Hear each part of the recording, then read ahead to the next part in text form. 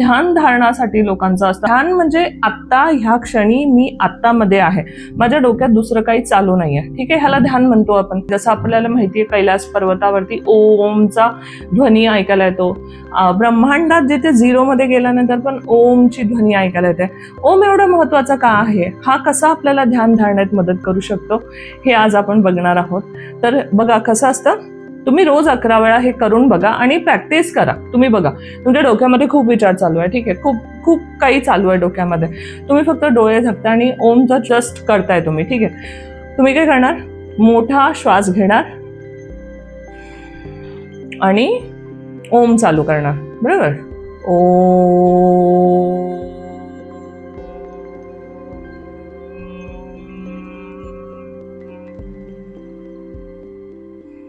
आता in between काय झालं ना, मी श्वास घेऊ शकले ना मी श्वास सोडू शकले, ठीक आहे. तुम्ही हे प्रॅक्टिस करून बघा, तुम्ही आत्ताच्या आत्ता करून बघा, तुम्हाला जाणवेल. तुम्ही ज्या वेळेला ओमचा उच्चार करता तुम्ही श्वास नाही घेत, तुम्ही श्वास म्हणजे सोडू शकत नाही, तुमच्या डोक्यात हजारो विचार असतील ना, तरी त्यावेळेला तुम्हाला त्या ठिकाणी आणून उभा करणारा हा एक नाव आहे, ठीक आहे. तुम्हाला नाही नामजाप करायचा, तुम्ही ओमचा उच्चारण करा, दिवसातून 2 वेळा 3 वेळा 11 वेळा करत जावा आणि तुम्हाला इतका जास्त फरक जाणवेल, इतका जास्त फरक जाणवेल. तुम्ही त्या क्षणासाठी तेवढ्या पुरतं तिकडे येता, एकदम 0 मध्ये जाता, जेव्हा तुम्ही श्वासोश्वास पण घेत नाही.